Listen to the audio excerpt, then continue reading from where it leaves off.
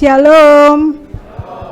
Selamat pagi Bapak Ibu, Saudara yang terkasih dalam Tuhan Yesus. Kita akan mulai ibadah kita. Saya undang Bapak Ibu untuk bangkit berdiri. Kita angkat pujian, Ku datang ke hadirat Tuhan yang Maha Kudus.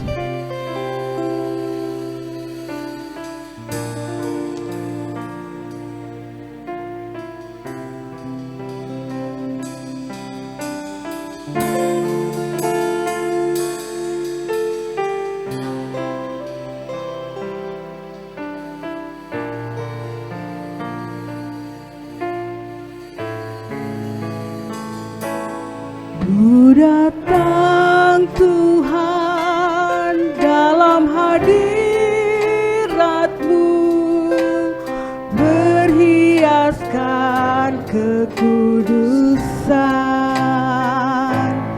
Seluruh bumi sujud menyembah-Mu, ku tersungkur dan berseru, Kudus, kuduslah, kuduslah Tuhan, Allah semesta alam. Kudus, kuduslah, kuduslah Tuhan, surga bumi menyembah-Mu.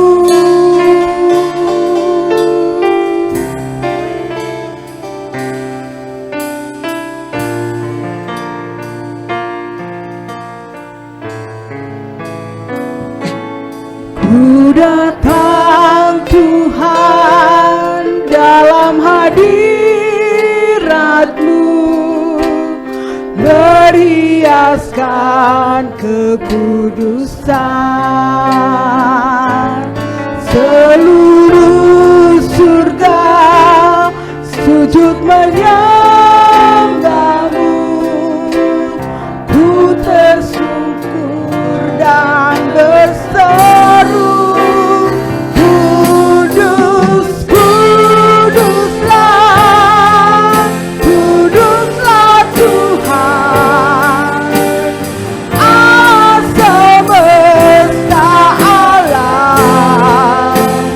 Kudus, kuduslah, kuduslah Tuhan, surga bumi menyembah-Mu. Kudus, kuduslah, kuduslah Tuhan, Allah semesta alam. Kudus, kuduslah, kuduslah Tuhan, surga bumi menyembah-Mu, surga bumi menyembah-Mu, surga bumi menyembah-Mu.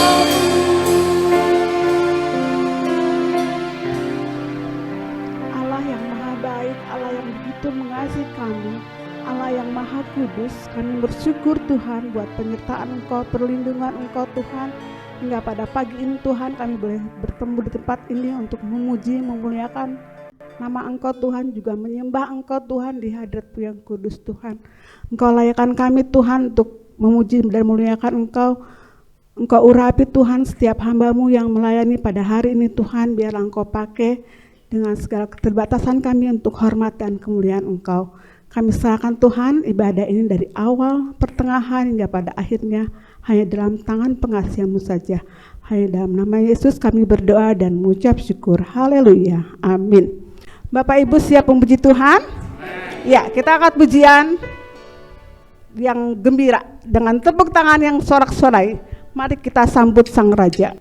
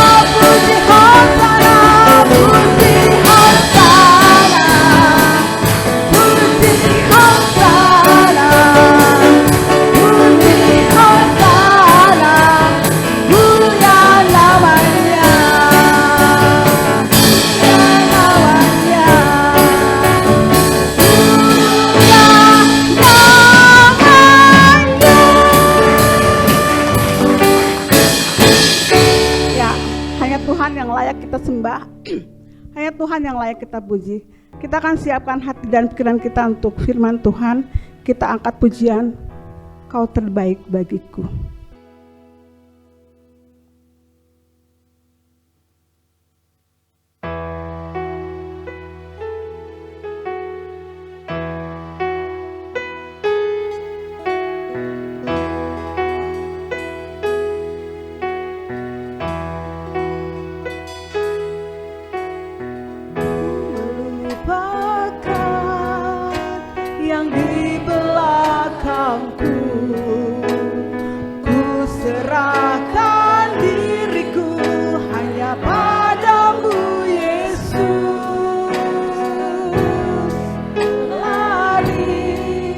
Kepada tujuanku, Kau beriku hari yang baru, yang lama telah berlalu.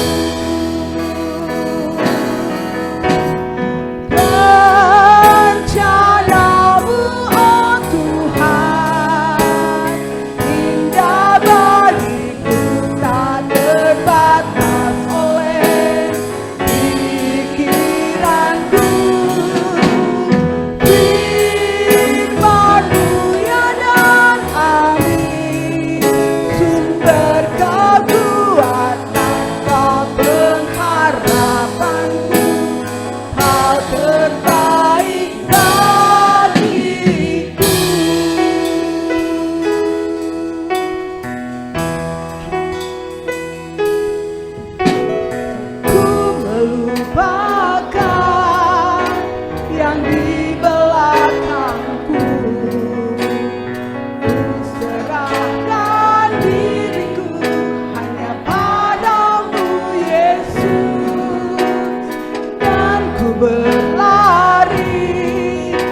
Pada tujuanku, Kau beriku hari yang baru, yang lama telah berlalu. Rencanamu, oh Tuhan, indah bagiku, tak terbatas oleh pikiranku.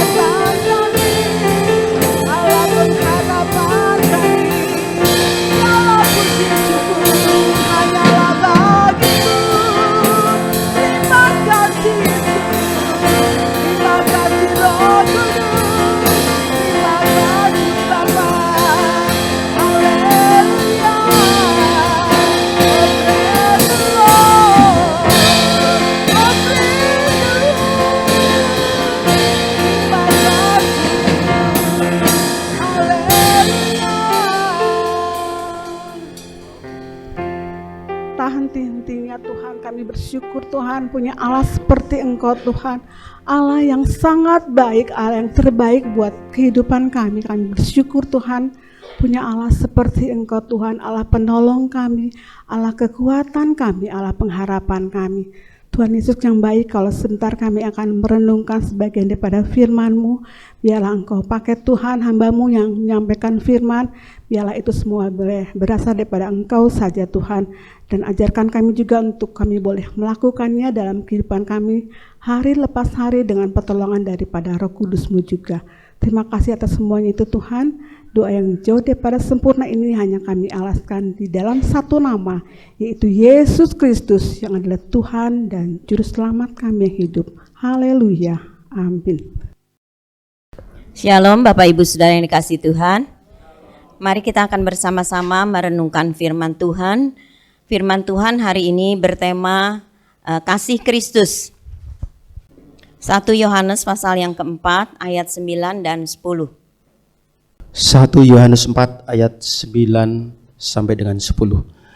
Dalam hal inilah kasih Allah dinyatakan di tengah-tengah kita, yaitu bahwa Allah telah mengutus anaknya yang tunggal ke dalam dunia, supaya kita hidup olehnya. Inilah kasih itu, bukan kita yang telah mengasihi Allah, tetapi Allah yang telah mengasihi kita, dan yang telah mengutus anaknya sebagai pendamaian bagi dosa-dosa kita. Ya, amin. Bapak Ibu Saudara, berbicara mengenai kasih Kristus, ayat ini berbicara bahwa Allah begitu mengasihi kita manusia. Kita manusia yang berdosa, yang tidak berlayak itu dikasihi oleh Allah. Ya. Apa bukti daripada kasih Allah? Tuhan mengasihi kita dengan membuktikan menyerahkan anaknya yang tunggal. Yesus Kristus datang ke dalam dunia ini buat saudara dan saya. Dikatakan di sini bukan kita yang mengasihi Allah. Semua bukan inisiatif kita, tetapi semua adalah inisiatif Tuhan menjangkau, memilih saudara dan saya karena kasih-Nya kepada kita semuanya, dan Dia mengutus anaknya dikatakan sebagai pendamaian bagi dosa-dosa kita. Kita ini adalah orang-orang yang berseteru, firman Tuhan katakan, yang bermusuhan dengan Allah. Oleh karena itulah Yesus datang ke dalam dunia ini untuk mendamaikan saudara dan saya dengan Allah. Dan Yesus datang mentaati, ya. Di dalam kerendahan hatinya Yesus datang dan Dia turut kepada kehendak Allah dan Dia mati di kayu salib buat kita semuanya. Saudara, kalau kita membaca ayat-ayat sebelum ayat 9 dan 10 ini dikatakan bahwa mari kita saling mengasihi karena kasih itu berasal dari Allah. Jadi kalau kita misalnya bisa mengasihi Allah, bisa mengasihi sesama manusia, itu bukan karena hebatnya kita, tetapi semua berasal daripada Allah. Karena Allah itu kasih adanya, ya. Dan dikatakan kalau mereka yang mengasihi, maka mereka akan mengenal Allah, ya. Allah sumber kasih itu, ya. Ketika di dalam hidup kita memiliki kasih Kristus itu ada dalam hidup kita, maka dikatakan kita adalah orang-orang yang berasal daripada Allah. Mari kita akan melihat, ya, bagaimana caranya Yesus menyatakan kasih-Nya. Kalau tadi dikatakan bahwa Bapa mengutus Yesus untuk mendamaikan saudara dengan saya, dengan Bapa di surga yang tidak bisa bersatu dengan dosa sehingga hidup kita terpisah dengan Allah. Nah, bagaimana caranya? Mari kita melihat di dalam Efesus pasal 5 ayat 1 sampai 2. Inilah firman Tuhan yang akan kita renungkan bersama-sama hari ini. Efesus pasal 5 ayat 1 dan 2. Hidup sebagai anak-anak terang. Sebab itu, jadilah penurut-penurut Allah, seperti anak-anak yang kekasih, dan hiduplah di dalam kasih, sebagaimana Kristus Yesus juga telah mengasihi kamu dan telah menyerahkan dirinya untuk kita sebagai persembahan dan korban yang harum bagi Allah. Ya.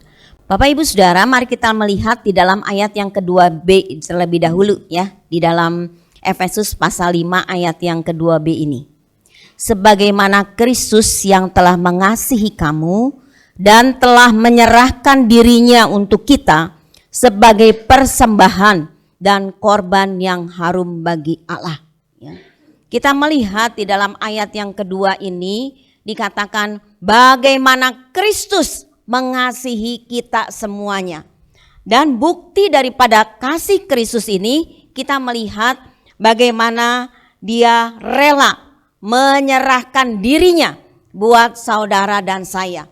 Jadi Yesus dan Allah itu tidak cuma asal ngomong ya saudara-saudara dari mulai zaman perjanjian lama, tetapi dibuktikan di dalam perjanjian baru bagaimana Yesus rela datang ke dalam dunia di dalam kasihnya kepada saudara dan saya, dan itu dibuktikan ya, caranya itu membuktikan kasihnya kepada kita dengan menyerahkan dirinya. Tadi dikatakan di dalam ayat yang kedua B itu. Sebagai apa? Sebagai korban persembahan bagi Allah ya. Jadi kematian Yesus itu seperti satu korban yang harum katanya bagi Allah, dan itulah yang berkenan kepada Allah. Nah, Bapak Ibu Saudara, kita akan melihat di dalam perjanjian lama ya. Di dalam perjanjian lama orang-orang itu membawa persembahan ke bait Allah. Dulu sebelum di zaman Musa, sebelum ada bait Allah, ya mereka itu kalau tiang awan dan tiang api itu berhenti, maka mereka berhenti mendirikan kemah suci, tabernakel itu, dan disitulah orang-orang membawa persembahan. Ketika bait Allah, rumah Tuhan atau sekarang gereja ya gitu ya, sudah ada, sudah jadi, maka orang-orang pada waktu itu membawa persembahannya, dan mereka membawa korban persembahan itu untuk diperlihatkan kepada imam. Ketika sudah dilihat bahwa korban persembahan itu cocok, tidak bercacat celah ya, sesuai dengan ketentuan daripada firman Tuhan, maka itu dipersembahkan ya. Darahnya itu dipersembahkan dan semuanya dipersembahkan ya saudara-saudara. Nah, persembahan ini terus-menerus dilakukan pada waktu orang membawa ke bait Allah, mempersembahkan, supaya itu sebagai satu sarana. Mereka tidak bisa sendiri melalui imam. Imam-imam itu ya seperti sekarang itu hamba-hamba Tuhan gitu, dan kemudian dipersembahkan ya supaya minta ampun terhadap kesalahan dan dosa-dosa mereka. Dan saudara-saudara, kalau kita melihat di gambar ini bagaimana ada asapnya seperti begitu. Nah itu saudara-saudara, itu adalah satu juga tanda bagaimana korban persembahan itu disampai kepada kehadirat Allah yang tidak terlihat. Korban persembahan itu terlihat di mezbah bakaran, tetapi yang tidak terlihat itu yaitu bau yang harum itu sampai ke hadapan Bapa di surga. Itu dalam perjanjian lama. Tetapi kita bersyukur ya bahwa di dalam perjanjian baru tidak seperti yang digambarkan di sini, bagaimana orang membawa ternak dan untuk dikorbankan. Tetapi kita bersyukur Yesuslah pengganti ya daripada korban binatang itu. Dan itu cukup satu kali saja. Jadi Yesus tidak datang terus-menerus berkali-kali untuk menyerahkan dirinya bagi kita semuanya. Kalau dulu mempersembahkan binatang itu cuma tidak cuma sekali, tapi terus-menerus ya. Ketika ada kesalahan dan dosa dalam tiap-tiap perayaan harus datang, maka mereka membawa itu semuanya, dikorbankan. Dan imam juga mengorbankan karena mereka juga sama manusia yang berdosa. Bukan saja umat pada waktu itu datang, tetapi imam, bahkan imam besar Harun dikatakan juga ya, yang setahun sekali itu masuk ke ruangan Maha Kudus itu, dia juga menyampaikan permohonan ampun atas segala salah dan dosanya. Tetapi bersyukur kepada Tuhan Yesus, dia datang ke dalam dunia ini dan dia menyatakan dirinya sebagai korban yang harum, dikatakan ya, sebagai persembahan dan korban yang harum bagi Allah. Allah berkenan ya terhadap korban yang Yesus lakukan. Kenapa? Karena Yesus menjadi manusia, tetapi dia tidak berdosa seperti kita semua. Tetapi semua orang di dalam dunia ini berdosa, dan tidak ada seorang pun yang bisa menyucikan dirinya melalui perbuatan baik, melalui kehebatan kita. Saudara mungkin merasa saya hebat, tetapi tidak ada artinya di hadapan Tuhan. Tapi bersyukur kepada Tuhan Yesus ya. Dia cukup sekali datang, dia berkorban, mati di kayu salib, di Golgota, di Bukit Kalvari. Dan ketika kita percaya kepada dia, maka segala dosa kita diampuni dan kita bisa berhubungan lagi dengan Tuhan. Dan firman Tuhan katakan, maka kita bisa berkata kepada Tuhan, ya Aba, ya Bapa, kita menjadi anak-anaknya Tuhan. Firman Tuhan katakan kita menjadi miliknya Tuhan. Itulah korban yang berkenan di hadapan Tuhan. Yesus melakukannya buat saudara dan saya. Bapak Ibu Saudara, di dalam perjalanan kehidupan kita ada banyak salah dan dosa kita, tapi Yesus menyediakan pengampunan. 1 Yohanes 1 ayat 9 mengatakan ketika kita mengaku dosa kita, Dia adalah Allah yang setia dan adil. Dia selalu mengampuni dosa kita. Dia menyucikan segala kesalahan kita. Itu yang dikatakan oleh firman Tuhan. Jadi di dalam perjalanan hidup kita, bukan hanya sekali pada waktu kita percaya dan menerima Yesus, kita percaya bahwa hidup kita ini, dosa-dosa kita ini diampuni, kita menjadi satu kejadian yang baru, tapi Yesus juga terus menuntun perjalanan hidup kita. Ada banyak salah kita, ada banyak kelemahan kita, kekurangan kita, tapi Dia menuntun karena ada Roh Kudus di dalam hidup kita. Roh Kudus itulah yang membimbing kita, yang menyatakan bagaimana kekurangan-kekurangan kita, dan Dia tetap Allah yang baik, yang firman Tuhan katakan Allah yang setia dan Allah yang adil. Nah, Bapak Ibu Saudara, kita akan melihat tentang korban Kristus itu yang firman Tuhan katakan Dia adalah seperti seorang yang dalam kerelaan menyerahkan nyawanya buat kita manusia berdosa. Kalau kita melihat betapa besarnya kasih Kristus di dalam kehidupan kita, maka Bapak Ibu Saudara, bagaimana sikap kita, respon kita terhadap kasih Kristus itu di dalam hidup kita. Di dalam Efesus pasal 5 ayat yang kedua A ini dikatakan hiduplah di dalam kasih. Itulah yang harus kita lakukan. Kita sudah seringkali berulang-ulang baik ketika kita beribadah seperti saat ini, ketika kita membaca di rumah firman Tuhan, bagaimana bercerita tentang kasih Kristus, bagaimana kita menerima keselamatan, pengampunan dosa, tetapi bagaimana sikap hidup kita? Sikap hidup kita adalah bahwa kita harus hidup di dalam kasih. Hidup di dalam kasih-Nya Kristus. Kasih kita kepada Tuhan yang terutama yang Yesus katakan di dalam Matius 22 itu ayat 37 sampai 39 itu dikatakan kita harus mengasihi Tuhan dengan segala kekuatan kita, akal budi kita, segala keberadaan hidup kita semuanya, dengan kata yang lain. Maka itulah yang harus kita lakukan. Pertama, kita harus memiliki kasih kepada Tuhan. Kemudian kita juga harus mengasihi sesama kita manusia. Itulah hukum yang kedua. Yang firman Tuhan katakan, dan Tuhan mengatakan itulah hukum yang utama dan terutama.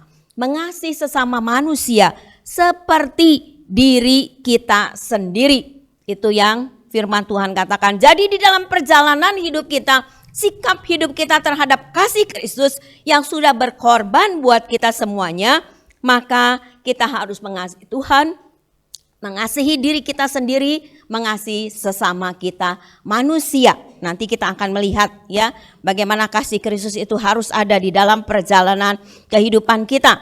Yang kedua, saudara, itu adalah ketaatan kepada Tuhan. Efesus pasal 5 ayat yang ke-1 yang tadi sudah kita baca.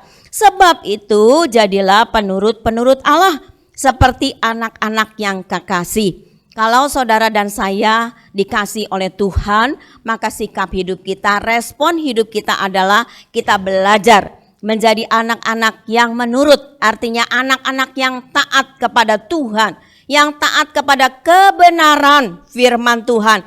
Melakukan firman Tuhan itu sebagai kehendak Allah di dalam kehidupan kita. Kita bukan saja mendengar, mungkin kita merasa begitu indahnya firman Tuhan kita dengar, tetapi percuma. Tetapi itu harus kita praktekkan, kita lakukan di dalam kehidupan kita. Sebagai ketaatan kita kepada Tuhan dan ucapan syukur kita kepada Tuhan. Bagaimana Tuhan sudah mengasihi kita semua, orang-orang yang tidak berlayak.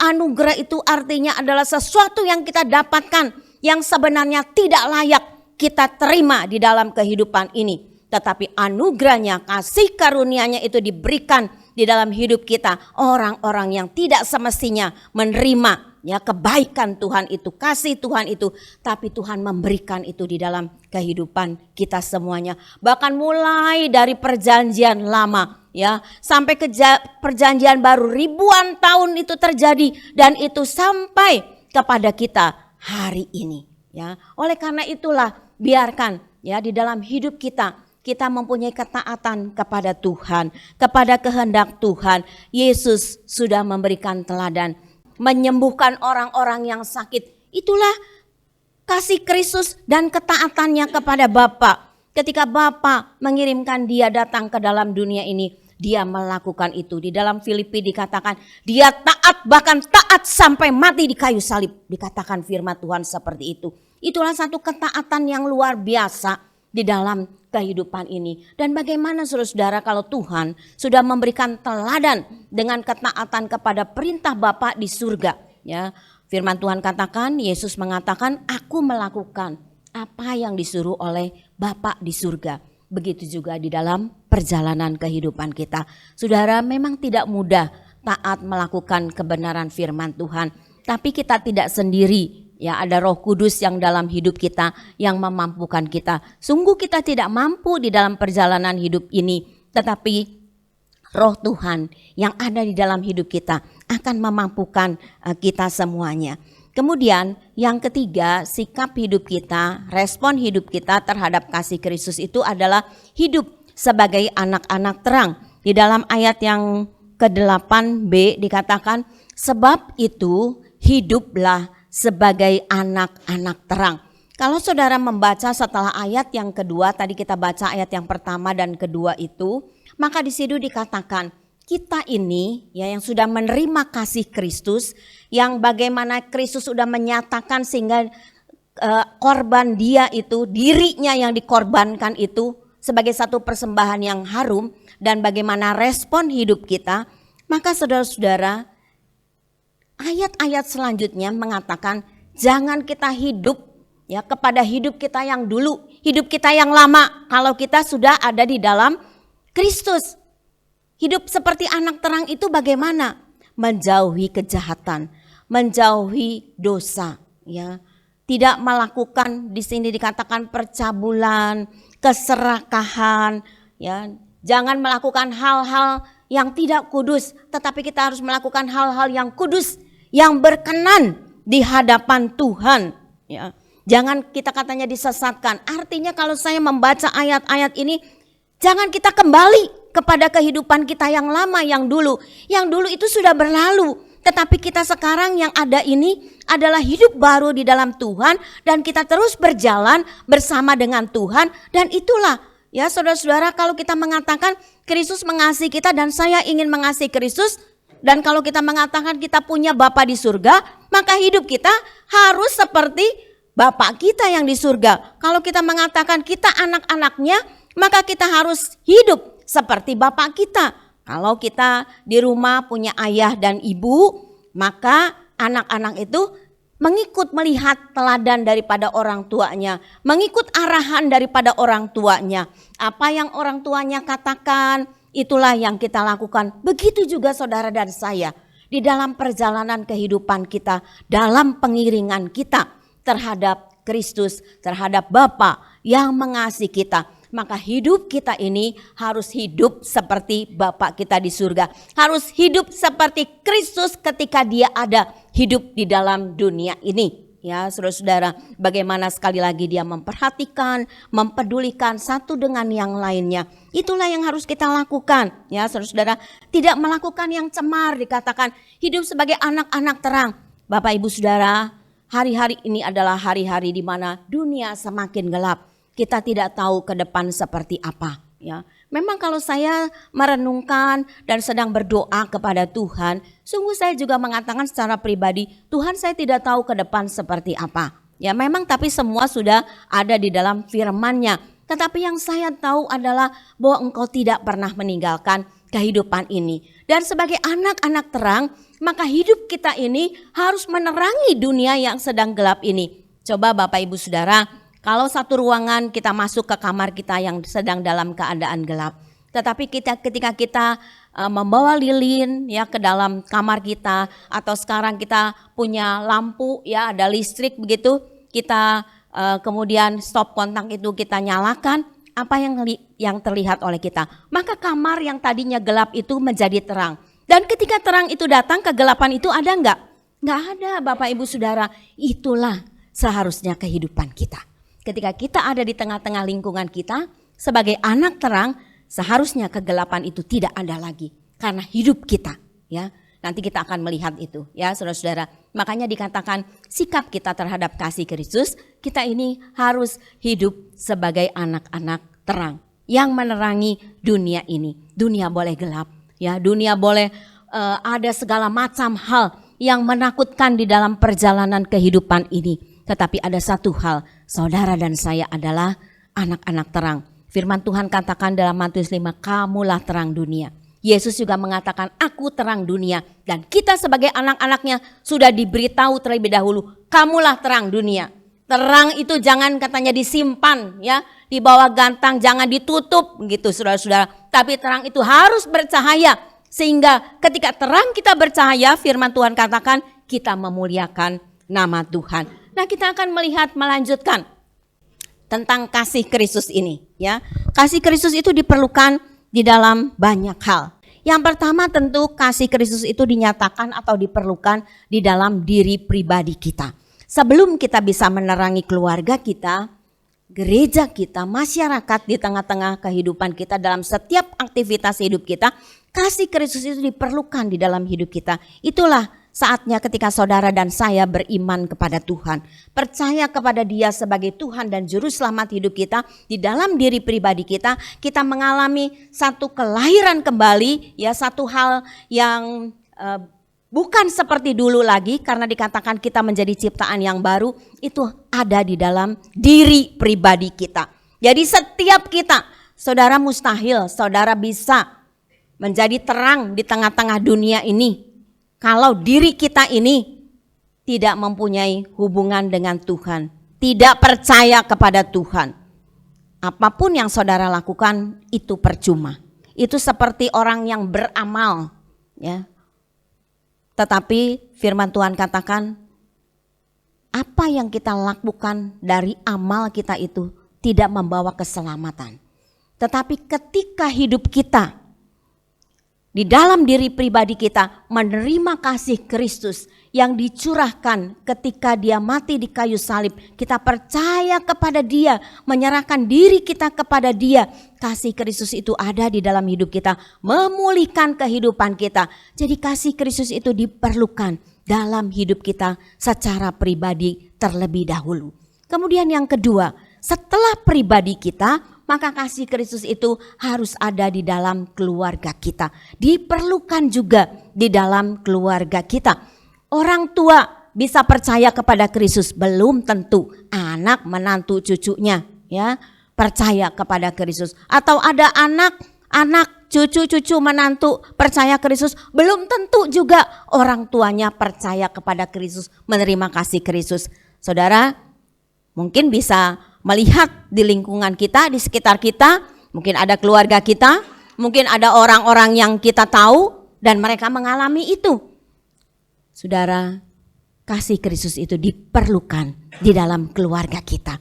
Bagi ayah, ibu, ya, suami, istri, anak-anak, ketika sudah punya menantu nanti ya, punya menantu, punya cucu-cucu semuanya. Mereka semua memerlukan kasih Kristus itu di dalam kehidupan kita. Nah, saudara-saudara, di dalam keluarga itu ketika ada kasih Kristus, maka kasih Kristus itu yang ada yang mengikat di dalam keluarga, maka mereka bisa saling mengasihi satu dengan yang lain. Kenapa? Ada banyak orang-orang yang saling membunuh.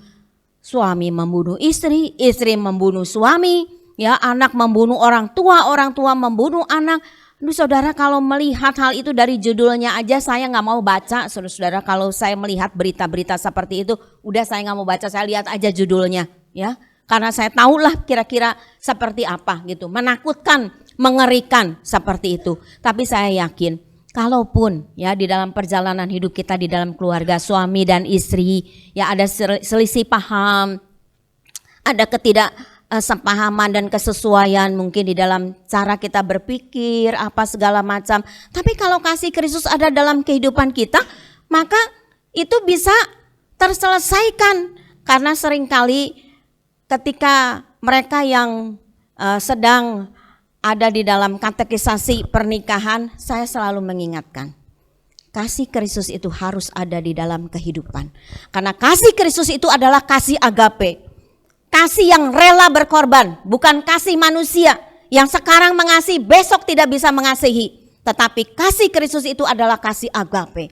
Kasih yang rela berkorban buat kita semuanya. Itulah yang harus ada dalam perjalanan kehidupan ini. Ya kalau kemudian dalam kenyataan perjalanan kehidupan suami dan istri ya tidak kemudian sesuai lagi. Saya tidak bisa ngomong apa-apa Bapak Ibu Saudara. Karena kami gembala tidak selalu ada di dalam rumah tangga Bapak Ibu Saudara. Tetapi kalau istrinya punya kasih Kristus, suaminya tidak. Atau sebaliknya suami punya kasih Kristus, istrinya tidak. Saya yakin rumah tangganya kacau ya. Tetapi kalau di dalam keluarga itu suami dan istri, sungguh-sungguh ada kasih Kristus di dalam kehidupannya. Akan ada selalu, meskipun ada kesalahpahaman, akan ada hal yang baik yang kemudian bisa terselesaikan. Saya sama Bapak Gembala tidak selalu punya paham yang sama. Saya seringkali berbeda, dia juga begitu. Tapi tidak berarti kemudian kami bermusuhan. Tetapi kemudian kami biasa lagi aja gitu ya. Kemudian kami berpikir, menurut maksud saya begini.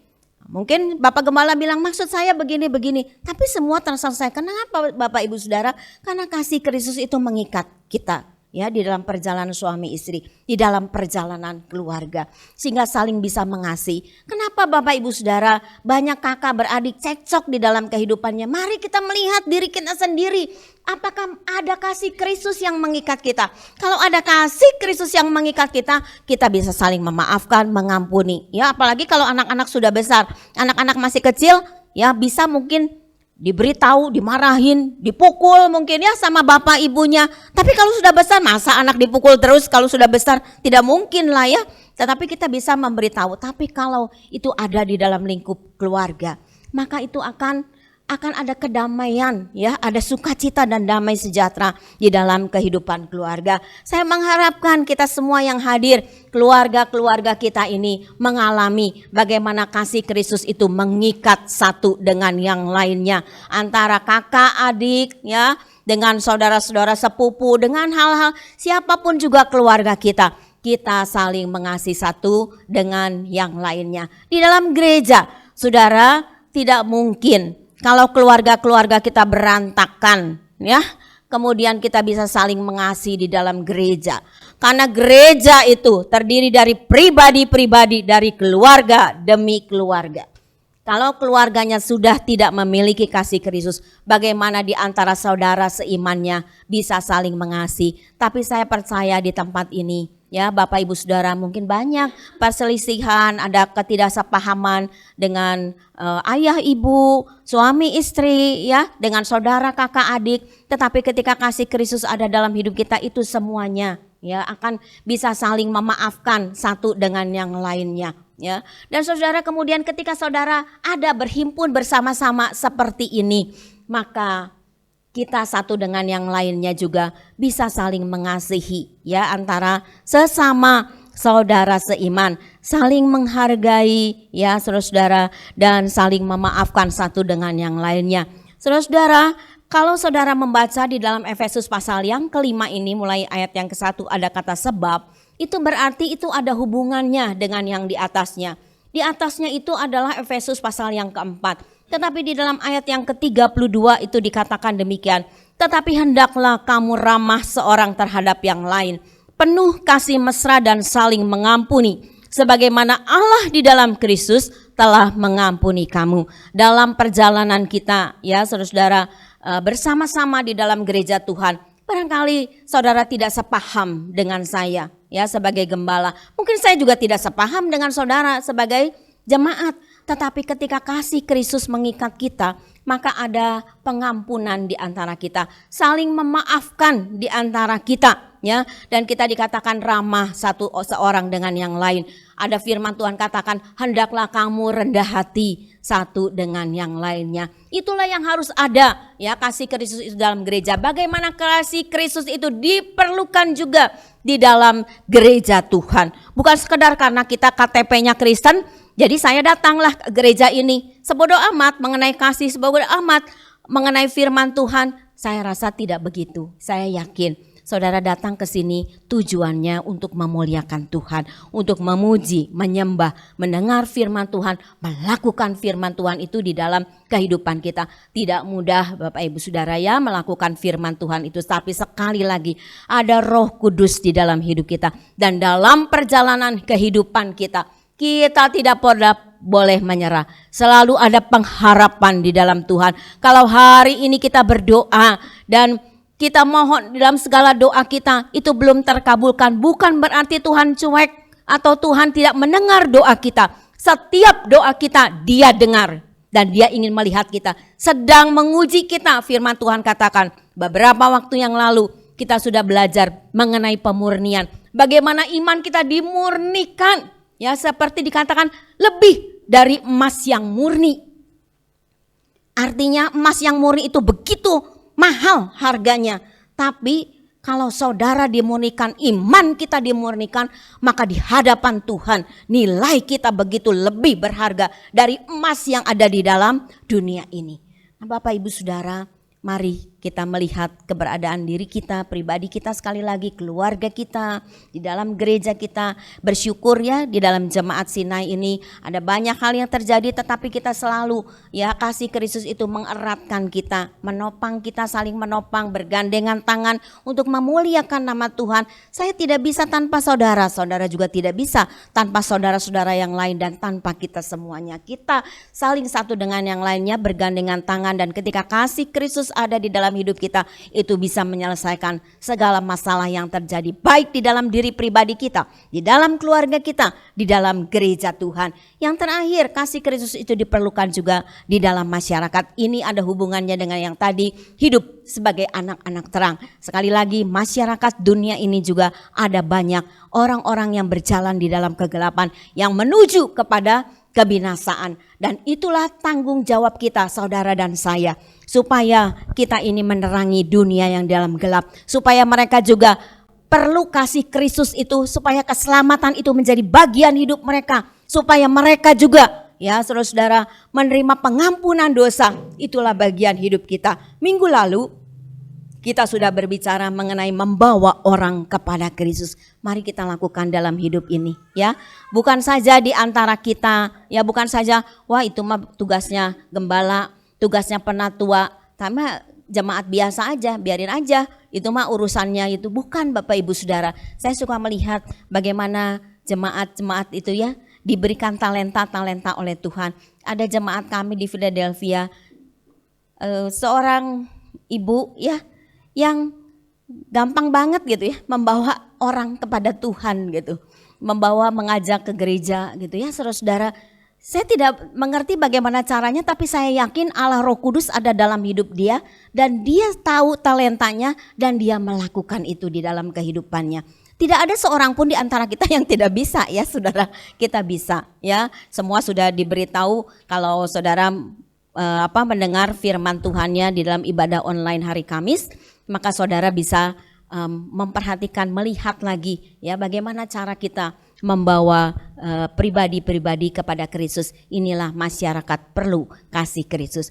Saudara-saudara, kesimpulan kita bagian akhir tentang firman Tuhan kita yang pertama, kasih Kristus dinyatakan melalui pengorbanannya untuk menyelamatkan manusia berdosa. Manusia berdosa itu siapa? Manusia berdosa itu kita semuanya. Kita semua manusia yang berdosa, yang sudah dipanggil dan dipilih oleh Allah karena kasih-Nya, karena anugerah-Nya. Dan ketika kita percaya kepada Dia, maka kita ini diampuni dosa kita, kita diberikan satu jaminan keselamatan. Ya, firman Tuhan katakan kita dimeteraikan menjadi miliknya Kristus. Yang kedua, kasih Kristus itu harus dinyatakan atau diperlukan dalam hidup pribadi kita, dalam keluarga kita, dalam gereja, dan dinyatakan di tengah-tengah masyarakat yang memerlukan terang dunia ini, yaitu Kristus. Yang ketiga, mari ya respon kita terhadap kasih Kristus adalah ketaatan kita. Hidup di dalam kasih. Kalau hidup di dalam kasih, maka saudara karena Allah itu kasih adanya. Ya, hidup sebagai anak-anak terang yang memancarkan kemuliaan Tuhan. Ketika terang itu ada di dalam hidup kita, maka kemuliaan Tuhan nyata di dalam kehidupan kita semuanya. Amin. Tuhan memberkati. Terpuji namamu ya Bapa, Engkau sudah memberkati sidang Tuhan pada pagi hari ini. Dalam ibadah kami dari permulaan sampai dengan selesainya. Tuhan memberkati anak-anakmu, semua para pelayanmu ya Tuhan yang sudah menyelenggarakan akan ibadah onsite di tempat ini. Pakai mereka lebih indah lagi dalam pelayanan mereka ya Tuhan untuk selalu bersukacita, memuliakan dan membesarkan nama Tuhan. Tuhan memberkati rumah tangga demi rumah tangga Bapak Ibu sekalian, dalam usaha, dalam pekerjaan, dalam pelayanan ya Tuhan. Tambah-tambahkan hikmat marifat yang daripada Tuhan. Tuhan juga memberkati anak cucu kami yang sekolah, yang meniti karir Tuhan. Semua apa yang mereka kerjakan boleh berhasil karena pertolongan yang daripada Tuhan. Kami juga berdoa untuk pemerintah baik di pusat maupun di daerah. Tuhan memberkati mereka di negara kami ini. Bahkan Engkau memberkati bangsa kami dari Sabang sampai Merauke. Pemerintah boleh mengedepankan kepentingan rakyat banyak, sehingga bangsa kami juga boleh ya Tuhan menerima keselamatan yang daripada Tuhan. Yang percaya kepada Engkau ya Tuhan, banyak jiwa boleh bertobat menerima keselamatan yang daripada Tuhan. Terima kasih ya Tuhan, terima kasih ya Bapa. Tangan-tangan yang sudah berkorban untuk pekerjaan Tuhan, Tuhan balas dengan berkat yang berlimpah. Dan sebentar sidang Tuhan akan meninggalkan tempat ini untuk pulang. Engkau akan menyertai baik yang jauh maupun yang dekat. Tibahkan kami satu persatu pada tujuan kami dengan selamat, dengan tidak kurang suatu apapun. Damai sejahtera Allah yang melampaui segala akal akan memelihara hati kita di dalam Kristus Yesus. Mari Bapak Ibu sekalian, terimalah berkat daripada Allah Bapa, cinta kasih daripada Tuhan Yesus yang tak berkesudahan beserta persekutuan yang manis dari Allah Roh Kudus akan menyertai kehidupan kita semua mulai hari ini dan sampai selama-lamanya. Bagi yang percaya katakan bersama, amin.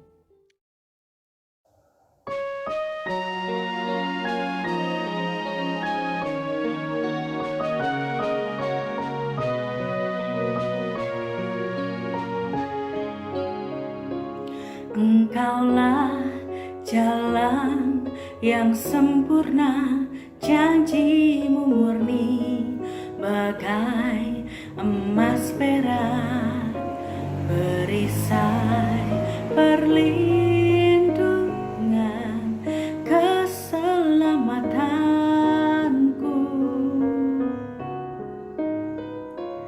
Engkaulah jalan kebenaran, dalam kasih-Mu ada kehidupan.